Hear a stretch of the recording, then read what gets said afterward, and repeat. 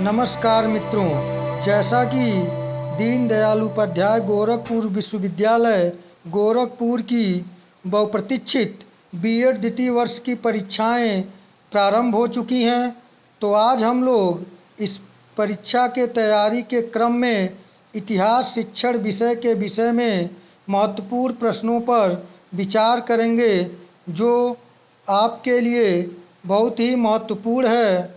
तो आइए बिना देर किए प्रारंभ करते हैं। यदि आप चैनल पर नए हैं तो चैनल को लाइक, शेयर और सब्सक्राइब करना न भूलें।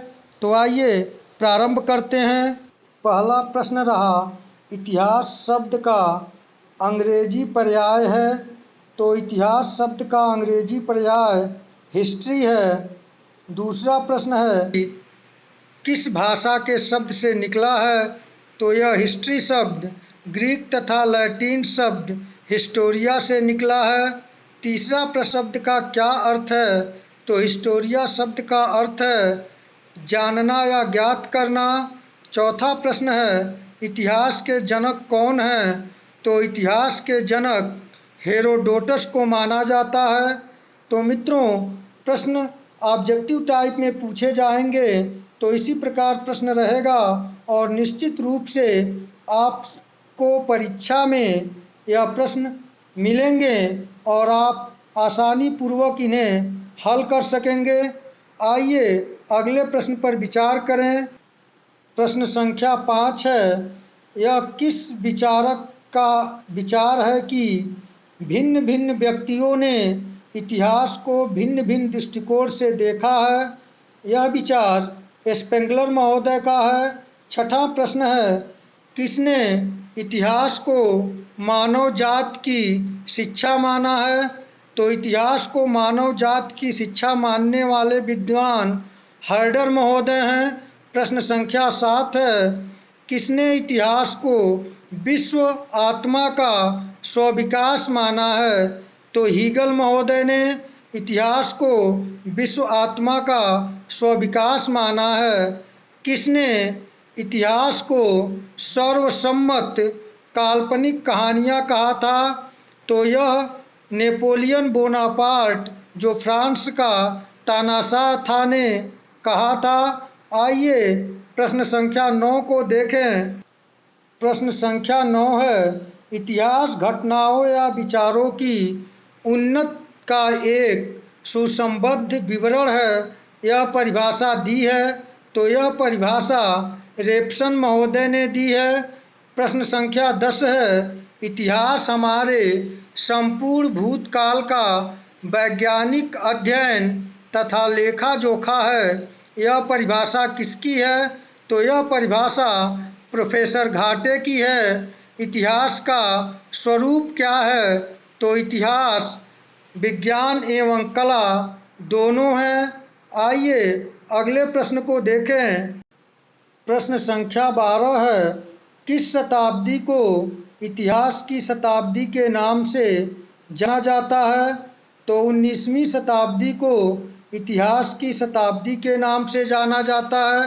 प्रश्न संख्या 13 है, कथात्मक इतिहास का जनक माना जाता है। तो कथात्मक इतिहास का जनक, इतिहास के जनक हेरोडोटस को माना जाता है। प्रश्न संख्या 14 है, किसने इतिहास को शिक्षा के रूप में प्रस्तुत किया। तो इतिहास को शिक्षा के रूप में प्रस्तुत करने वाले इतिहासकार थ्यूसिडाइड्स हैं। आइए प्रश्न संख्या 15 को देखा जाए। प्रश्न संख्या 15 है, किसने लिखा है कि अब तक विद्यमान सभी समाजों का लिखित इतिहास वर्ग संघर्ष का इतिहास है। तो यह मार्क्सवाद के शिल्पकार कार्ल मार्क्स और फ्रेडरिक एंजल ने लिखा है। प्रश्न संख्या 16 है, इतिहास के सामान्य उद्देश्य हैं। तो इतिहास के सामान्य उद्देश्य हैं इतिहास के प्रति रुचि उत्पन्न करना, वर्तमान को स्पष्ट करना, मानसिक शक्तियों का विकास करना है। आइए प्रश्न संख्या 17 को देखें। प्रश्न संख्या 17 है, इतिहास शिक्षण के मुख्य उद्देश्य। तो इतिहास शिक्षण के मुख्य उद्देश्य हैं ऐतिहासिक विधि का ज्ञान कराना, मानव उन्नति का कार्यक्रम का अध्ययन करना, तार्किक निष्कर्ष निकालना और प्रमाणों को किस प्रकार जांचा जाए। प्रश्न संख्या 18 है, प्राथमिक स्तर पर इतिहास शिक्षण के उद्देश्य हैं छात्रों में देश प्रेम तथा विश्व बंधुत्व की भावना का विकास करना, इतिहास के प्रति छात्रों की रुचि जागृत करना। प्रश्न संख्या 19 है, शिक्षण के उद्देश्य इतिहास के लिए वास्तविक प्रेम उत्पन्न करना, ऐतिहासिक तथ्यों एवं कार्यों की आलोचनात्मक दृष्टि प्रदान करना, अतीत के प्रकाश में वर्तमान को समझना तथा छात्रों में सत्य, देश प्रेम तथा विश्व बंधुत्व की भावना का विकास करना। प्रश्न संख्या 20 है, माध्यमिक स्तर पर इतिहास शिक्षण के उद्देश्य क्या क्या हैं। तो माध्यमिक स्तर पर इतिहास के उद्देश्य हैं इतिहास के लिए वास्तविक रुचि को दृढ़ बनाना, राष्ट्रीय एवं अंतर्राष्ट्रीय संस्कृतियों का ज्ञान प्रदान करना और छात्रों में वैज्ञानिक दृष्टिकोण को विकसित करना माध्यमिक स्तर पर इतिहास शिक्षण के प्रमुख उद्देश्य हैं। आइए प्रश्न संख्या 21 को देखें। प्रश्न संख्या 21 है, ब्लूम के अनुसार उद्देश्यों का वर्गीकरण है। तो ब्लूम के अनुसार शैक्षिक उद्देश्यों का वर्गीकरण 3 भागों में है, जिसे हम ब्लूम की टैक्सोनॉमी के नाम से जानते हैं। पहला है संज्ञानात्मक या ज्ञानात्मक पक्ष, दूसरा है भावनात्मक पक्ष और तीसरा है क्रियात्मक पक्ष या मनोगत्यात्मक पक्ष। प्रश्न संख्या 22 है, टीचिंग ऑफ हिस्ट्री पुस्तक के लेखक हैं। तो टीचिंग ऑफ हिस्ट्री पुस्तक के लेखक प्रोफेसर घाटे हैं। प्रश्न संख्या 23 है, इतिहास शिक्षण के मूल्य हैं। तो इतिहास शिक्षण के जो मूल्य हैं वे हैं नैतिक मूल्य, राष्ट्रीय मूल्य, सूचनात्मक मूल्य, सांस्कृतिक तथा सामाजिक मूल्य, नागरिक मूल्य, अनुशासनात्मक मूल्य तथा अंतर्राष्ट्रीय मूल्य। ये इतिहास के मूल्य हैं। आइए प्रश्न संख्या 24 को देखें। प्रश्न संख्या 24 है, नहीं ये क्रम थोड़ा अंतर 23 हो गया है, कोई बात नहीं, आप इसे देख लीजिएगा। यह प्रश्न है, निवास स्थान के अनुसार इतिहास का वर्गीकरण। तो निवास स्थान के अनुसार इतिहास का वर्गीकरण इस प्रकार से है, विश्व इतिहास, राष्ट्रीय इतिहास, प्रांतीय इतिहास और स्थानीय इतिहास। अगला प्रश्न है, समय तथा स्थिति के आधार पर इतिहास का वर्गीकरण। तो समय तथा स्थिति के आधार पर जो इतिहास का वर्गीकरण किया जाता है वह है प्रारंभिक युग का इतिहास, प्राचीन इतिहास, मध्यकालीन इतिहास और आधुनिक इतिहास। यदि देखा जाए तो समय तथा स्थिति के आधार पर इतिहास का जो वर्गीकरण है, यदि कक्षा 6 को देखें तो कक्षा 6 में प्रारंभिक युग का इतिहास और प्राचीन इतिहास को रखा गया है। कक्षा 7 में मध्यकालीन इतिहास को रखा गया है और कक्षा 8 में आधुनिक इतिहास को स्थान दिया गया है। आइए अगले प्रश्न को देखें। प्रश्न संख्या 25 है, केंद्रीयकरण के सिद्धांत का प्रतिपादन किसने किया। अर्थात इतिहास के केंद्रीकरण के सिद्धांत का प्रतिपादन किसने किया। तो इसका प्रतिपादन जीलर ने किया था। करिकुलम शब्द की उत्पत्ति लैटिन भाषा के किस शब्द से हुई है। तो क्यूरिकुलम शब्द की उत्पत्ति लैटिन भाषा के क्यूररे शब्द से हुई है। प्रश्न संख्या 27 है, क्यूररे शब्द का क्या अर्थ होता है? तो इसका अर्थ रेस कोर्स यानी कि दौड़ का मैदान होता है। प्रश्न संख्या 28 है, पाठ्यक्रम कलाकार शिक्षक के हाथ में एक यंत्र है जिससे वह अपनी सामग्री विद्यार्थी को अपने आदर्श लक्ष्य के अनुसार अपने कलागृह विद्यालय में गढ़ता है। यह परिभाषा किसकी है? तो यह परिभाषा कनिंघम महोदय की है। कनिंघम महोदय ने कहा था कि पाठ्यक्रम कलाकार शिक्षक के हाथ में एक यंत्र है जिससे वह अपनी सामग्री विद्यार्थी को अपने आदर्श लक्ष्य के अनुसार अपने कलागृह विद्यालय में गढ़ता है। आइए अगले प्रश्न पर विचार किया जाए।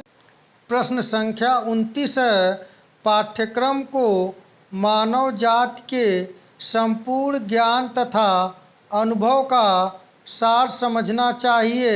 यह परिभाषा किसकी है? यह परिभाषा फ्रावेल महोदय की है और फ्रावेल महोदय किंडरगार्टन पद्धति के जनक के रूप में भी जाने जाते हैं। प्रश्न संख्या 30 है, पाठ्यक्रम निर्माण के सिद्धांत। तो पाठ्यक्रम निर्माण के जो सिद्धांत हैं वे हैं एकता का सिद्धांत, रुचि का सिद्धांत, समन्वय तथा केंद्रीयकरण का सिद्धांत, शैक्षिक मूल्य का सिद्धांत, आंतरिक परिस्थितियों का सिद्धांत, समय का सिद्धांत और व्यक्तिगत विभिन्नताओं का सिद्धांत। ये पाठ्यक्रम निर्माण के प्रमुख सिद्धांत हैं। आइए अगले प्रश्न को देखें। प्रश्न संख्या 31 है, शिक्षण की पंचपदीय प्रणाली के प्रतिपादक थे। तो शिक्षण की पंचपदीय प्रणाली के प्रतिपादक हर्बार्ट महोदय थे। प्रश्न संख्या 32 है, हर्बार्ट की पंचपदीय प्रणाली के पद हैं। तो पहला पद है, कुल 5 पद होते हैं। तो पहला पद है प्रस्तावना या उद्देश्य कथन, प्रस्तुतिकरण, तुलना, सामान्यीकरण तथा प्रयोग। यह संयुक्त रूप से हर्बर्ट की पंचपदी प्रणाली के नाम से जाने जाते हैं। यह प्रश्न बहुत ही महत्वपूर्ण है। यह प्रश्न किसी न किसी रूप से आपसे परीक्षा में ज़रूर पूछा जाएगा। ये सभी प्रश्न महत्वपूर्ण हैं, आप लोग इसे तैयार कर लें और परीक्षा के दृष्टिकोण से आपके लिए यह सफलता के मार्ग प्रशस्त करेंगे। आइए अगले प्रश्न पर विचार करें। प्रश्न संख्या 33 है, शिक्षण प्रतिमान के कितने तत्व हैं? तो शिक्षण प्रतिमान के प्रमुख 4 तत्व हैं, लक्ष्य या उद्देश्य, संरचना, सामाजिक प्रणाली और मूल्यांकन प्रणाली।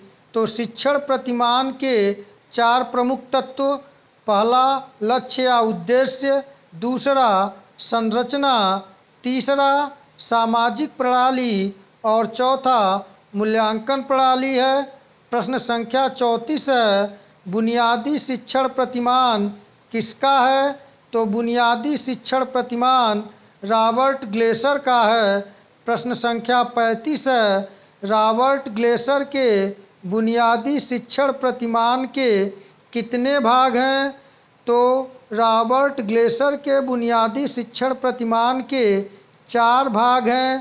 पहला अनुदेशात्मक उद्देश्य, दूसरा प्रारंभिक व्यवहार, तीसरा अनुदेशात्मक प्रक्रिया और चौथा निष्पादन मूल्यांकन है। तो आइए अगले प्रश्न को देखें। प्रश्न संख्या 36 है, रॉबर्ट ग्लेसर के बुनियादी शिक्षण प्रतिमान को किसने कक्षा कक्ष मीटिंग प्रतिमान कहा है? तो रॉबर्ट ग्लेसर के बुनियादी शिक्षण प्रतिमान को कच्छा कच्छ प्रतिमान कहने वाले विद्वान ब्रूस जॉयस तथा मोर्सा बेल हैं। प्रश्न संख्या 37 है, शिक्षण की कितनी अवस्थाएं होती हैं? तो शिक्षण की 3 अवस्थाएं होती हैं। पहला पूर्व क्रिया अवस्था, दूसरा अंतः क्रिया अवस्था और तीसरा उत्तर क्रिया अवस्था। यह 3 शिक्षण की अवस्थाएं होती हैं। आइए अगले प्रश्न को देखा जाए। प्रश्न संख्या 38 है, शिक्षण के कितने स्तर हैं? तो शिक्षण के 3 स्तर हैं। पहला स्मृति स्तर, दूसरा बोध स्तर और तीसरा चिंतन स्तर। प्रश्न संख्या 39 है, स्मृति स्तर के प्रतिपादक कौन हैं? तो स्मृति स्तर के प्रतिपादक हर्बार्ट हैं। प्रश्न संख्या 40 है, बोध स्तर के प्रतिपादक कौन हैं? तो बोध स्तर के प्रतिपादक मॉरिसन हैं। और प्रश्न संख्या 41 है, चिंतन स्तर के प्रतिपादक कौन हैं? तो चिंतन स्तर के प्रतिपादक हंट महोदय हैं। आइए अगले प्रश्न को देखा जाए। प्रश्न संख्या 42 है, शिक्षण के संज्ञानात्मक पक्ष का वर्गीकरण किसने किया? तो शिक्षण के संज्ञानात्मक या ज्ञानात्मक पक्ष का वर्गीकरण बेंजामिन एस ब्लूम ने किया था। प्रश्न संख्या 43 है, शिक्षण के भावात्मक पक्ष का वर्गीकरण किसने किया? तो शिक्षण के भावात्मक पक्ष का वर्गीकरण ब्लूम, क्रैथवाल तथा मसीह ने किया था। प्रश्न संख्या 44 है, शिक्षण के मनोक्रियात्मक या गत्यात्मक पक्ष का वर्गीकरण किसने किया? तो शिक्षण के मनोक्रियात्मक पक्ष का वर्गीकरण सिम्पसन महोदय ने किया था। प्रश्न संख्या 45 है, ज्ञानात्मक तथा भावात्मक पक्षों के उद्देश्यों को व्यावहारिक रूप में लिखने के लिए विधि को किसने जन्म दिया? तो ज्ञानात्मक तथा भावात्मक पक्षों के उद्देश्यों को व्यवहारिक रूप में लिखने के लिए विधि का जन्म रॉबर्ट मेंगर ने दिया, जिसे रॉबर्ट मेंगर विधि के नाम से जाना जाता है। आइए अगले प्रश्न को देखा जाए। प्रश्न संख्या 46 है, शिक्षण के मनोगत्यात्मक या क्रियात्मक उद्देश्यों को लिखने के लिए किसने विधि प्रस्तुत की?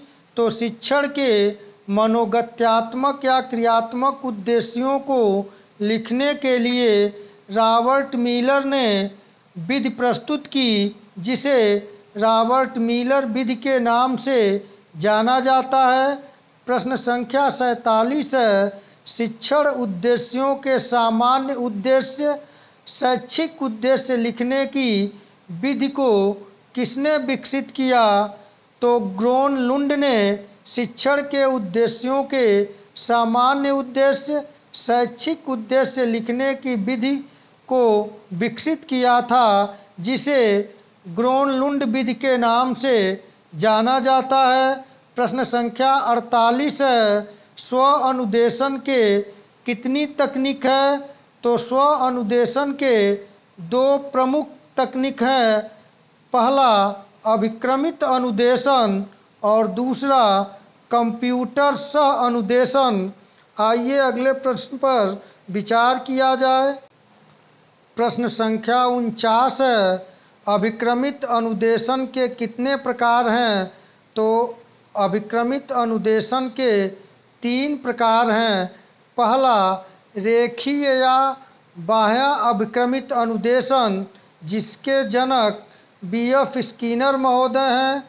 और बी.एफ. स्किनर महोदय से यह प्रश्न भी पूछा जा सकता है कि बी.एफ. स्किनर के अधिगम सिद्धांत को किस नाम से जानते हैं?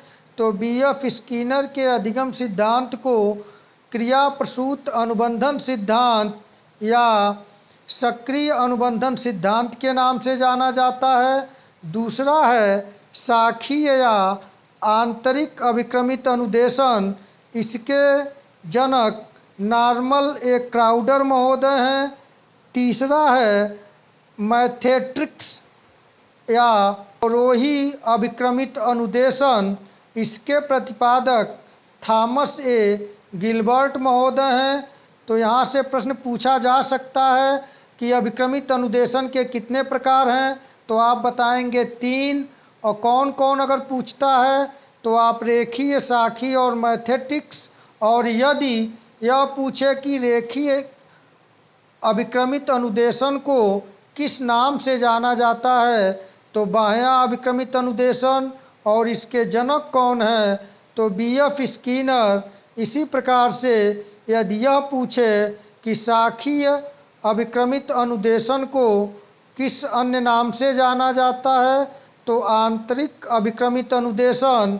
और यदि यह पूछे कि शाखीय अभिक्रमित अनुदेशन के प्रतिपादक कौन है तो नॉर्मल ए क्राउडर हैं।